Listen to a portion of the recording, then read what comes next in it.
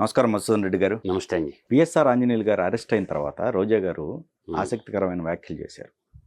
Chandrababu Naidu dirty పాలిటిక్స్కి ఇది ఒక నిదర్శనం అని చెప్పేసి ఆవిడ వ్యాఖ్యానించడం జరిగింది. సో ఒక సిన్సియర్ ఆఫీసర్ని అన్యాయంగా అరెస్ట్ చేశారు అని చెప్పి ఆరోపిస్తున్నారు. పిఎస్ఆర్ ఆంజనేయుల యొక్క సీనియారిటీని సిన్సియారిటీని రోజా గారు మార్కులు వేయాల్సిందే. చంద్రబాబు నాయుడు గారు డీజీపీ వేయాలి. చంద్రబాబు నాయుడుకి ఏం సంబంధం? రాష్ట్ర డీజీపీ వేయాలి. కేసు పెట్టింది ఎవరు? రాష్ట్ర పోలీసుడు. నీకు ఒక సింపుల్గా చెప్పాలంటే, ఒక ఇంటెలిజెన్స్ డీజీపీగా ఉన్న పిఎస్ఆర్ ఆంజనేయులకి మీరెందుకు ఒత్తాస పలుకుతారు? మీకేంటి సంబంధం? మీకేంటి నొప్పి? అంటే వీళ్ళు అధికారంలో ఉన్నప్పుడు చేయమన్నటువంటి లంగా పని లత్తుకోరు పనులన్నీ పిఎస్ఆర్ ఆంజనేయుల ద్వారా చేశారు. వీళ్ళే కాదు, పిఎస్ఆర్ ఆంజనేయులు లాంటి వాళ్ళల్లోనే రాష్ట్ర అప్పుడు డీజీపీ కసిరెడ్డి రాజేంద్రనాథ్ రెడ్డిని పెట్టుకొని, ఆయన కడప ఆయన, తర్వాత మనకి ఈయన ఒక ఆయన ఉంటాడు ధనుంజయ రెడ్డి అని సీఎం ఆఫీస్లో, కృష్ణమోహన్ రెడ్డి అని ఇంకొక ఆయన ఉంటాడు, అంటే ట్రంప్ అవినాష్ అని ఇంకొక అతను ఉంటాడు. వీళ్ళందరూ ఏంటంటే రాష్ట్రంలో ఒక బందిపోటు దొంగల్లాగా, బందిపోటు దొంగలకి కాపలా కాసినటువంటి, అంటే దొంగలకి సద్దులు మోయటం అంటారు, బందిపోటు దొంగలకి కాపలా కాసినటువంటి వాడు ఈ పిఎస్ఆర్ ఆంజనేయులు. అందువల్ల ఏంటంటే ఈ బందిపోటు దొంగలకి కాపలా కాశారు కాబట్టి ఇలా ఆనాడు రాజశేఖర రెడ్డి గవర్నమెంట్లో ఐఏఎస్ ఆఫీసర్లు ఎంతమంది జైలుకి పోయారు ఒకసారి ఆలోచించుకోండి. రాజశేఖర రెడ్డి 2004, 2009 కాలం మధ్యకాలంలో బీపీ ఆచార్య, శ్రీలక్ష్మి, తీసుకోండి మీరు లిస్టు, ఎంతమంది బలైపోయినారో చూడండి. అంటే వీళ్ళ అవినీతి పరాకాష్ఠకి, వాళ్ళ ప్రాపకాలకు పోయి, ప్రమోషాలకు పోయి, నేనే మళ్ళీ వస్తా, నేను డీజీపీని చేస్తానని హామీ ఇచ్చి, ప్రజాస్వామ్యంలో అంతిమ నిర్ణయేతలో ప్రజలు, పాలకుల వర్గం కాదు, పాలక వర్గం 5 ఏళ్ళు ఉంటుంది, తర్వాత ప్రజలు మంచిగా పరిపాలిస్తే ప్రజలు మళ్ళీ ఆశీర్వదిస్తారు.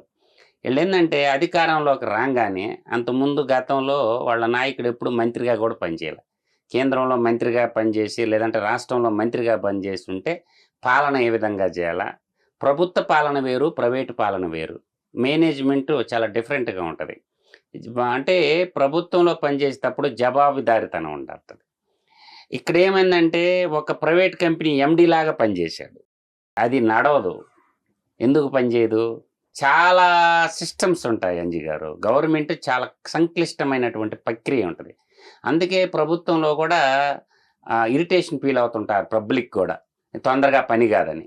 అంటే చెక్ అండ్ బ్యాలెన్స్ మెథడ్ చాలా ఉంటుంది. గ్రౌండ్ స్థాయి నుంచి ఒక లైక్ దట్ చిన్న పాస్ పుస్తకమే ఇష్యూ తెగాలంటే మినిమం కలిసి 100 రోజులు పట్టు. అయితే ఇక్కడ మధు గారు, ఇప్పుడు ఐఏఎస్ ఐపీఎస్ ఆఫీసర్లకు సంబంధించిన అవినీతి ఆరోపణలు ప్రతి ప్రభుత్వంలో వస్తూ ఉంటాయి, కానీ ఇక్కడ ఎక్కువగా ఎందుకు వస్తున్నాయి అంటే ప్రోత్సహించారు. ఎందుకంటే ఇక్కడ మీరు బాగా గుర్తుపెట్టుకోండి, భారతదేశ చరిత్రలో అంజి గారు వ్యాలిడ్ పాయింట్ గుర్తుపెట్టుకోండి, 29 రాష్ట్రాల్లో కేంద్ర పాలిత ప్రాంతాలు ఒకే జిల్లా నుంచి రాష్ట్ర ముఖ్యమంత్రి, రాష్ట్ర ప్రభుత్వ ప్రధాన సలహాదారుడు, రాష్ట్ర చీఫ్ సెక్రటరీ, రాష్ట్ర డీజీపీ, మైనింగ్ శాఖ డైరెక్టర్, బేవరేజ్ కార్పొరేషన్ డైరెక్టర్, ఇట్లా ప్రధానమైనటువంటి ఎక్కడైతే డబ్బులు వచ్చేటటువంటి అన్ని రంగాలలో ఒకే జిల్లా వాళ్ళు ఉన్నటువంటి పాలన ఒక్కసారి చూపించండి నాకు. 77 ఏళ్ల స్వతంత్ర ప్రస్థానంలో ఒక్కసారి చెప్పండి, ఏ ప్రభుత్వం అన్నా కానివ్వండి, ఇండియా మొత్తం మీద నాకు చెప్పండి. అంటే ఇది ఒక ప్లానింగ్ అన్నమాట. ప్రజల సొమ్ముని, ప్రజాస్వామ్యాన్ని రాజకీయ పార్టీని అడ్డం పెట్టుకొని ఎలా కొట్టేయచ్చో దానికి ఉదాహరణే 2019-24 మధ్య గవర్నమెంట్ ఆంధ్రప్రదేశ్ ఆర్థిక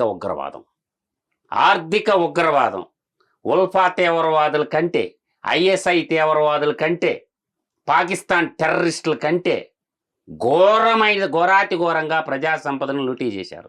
ఎందుకు అంటే ఇప్పుడు రోజా గారు ఉన్నారు, ఒక నియోజకవర్గం ఎమ్మెల్యే. ఆమె నియోజకవర్గానికి ఏం చేశావు, ఎన్ని కిలోమీటర్లు రోడ్లు పోసావు, ఇరిగేషన్లో నేను ఇది చేశాను, R&Bలో ఇది చేశాను, పరిశ్రమల శాఖలో ఇది చేశాను, నా నియోజకవర్గంలో ఇంతమంది చదువుకున్న యువత ఉన్నారు, వాళ్ళకి ఇన్ని ఉద్యోగాల కల్పన చేశాను. ఇది ఒక వర్షన్. సంక్షేమం ఒక వర్షను, అభివృద్ధి ఒక వర్షం. సరే, అది నియోజకవర్గానికి సంబంధించి. రాష్ట్రానికి ఒక మంత్రిగా చేసినటువంటి ఒక మహిళ ఏం చెప్పాలా, నేను పర్యాటక శాఖలో నేను చేసిన ఘనకార్యాలు ఘనకీర్తులు అది చెప్పాలా. రాష్ట్రానికి నువ్వేం అందించావు, పర్యాటకంలో రాష్ట్రాభివృద్ధి ఏం చేశావు, నీ వంతు రాష్ట్రాభివృద్ధికి ఏం కృషి చేశావు, ఎప్పుడన్నా చెప్పిందా, ఎక్కడన్నా చెప్పిందా? ఎప్పుడు ఏంటంటే మన మూసీ నది లాంటి నోరేసుకొని అబ్యూజ్డ్ లాంగ్వేజ్ మాట్లాడటం తప్ప రాష్ట్రానికి నేను ఇది చేశానని చెప్పి ఒక్క సందర్భంలో ఎప్పుడన్నా ఎక్కడన్నా చెప్పింది ఏ పబ్లిక్ మీటింగ్లైనా? రెచ్చగొట్టే ప్రసంగాలే తప్ప ఇదిగో నేను ఇది చేశాను రాష్ట్రానికి, నేను మంత్రిగా ఉన్నప్పుడు జరిగింది ఇది, నా శాఖలో బడ్జెట్ ఇది, దీనికి నేను ఇంత ఖర్చు పెట్టాను, రండి మీకు చూపిస్తాను అనుమానం ఉంటేని ఒక్క సందర్భంలో మాట్లాడిన మాట నాకు చెప్పండి. అంటే జబర్దస్తి మాటలు, జబర్దస్త్ టాటున్లు కాదు గవర్నమెంట్ అంటే, టాటున్లు గవర్నమెంట్ కాదన్నమాట. అందువల్ల ఏంటంటే రోజా మాటలు ఏంటంటే ఎవరో పలికిస్తున్న పలుకులు ఆమె స్వయంకృతాపరాధం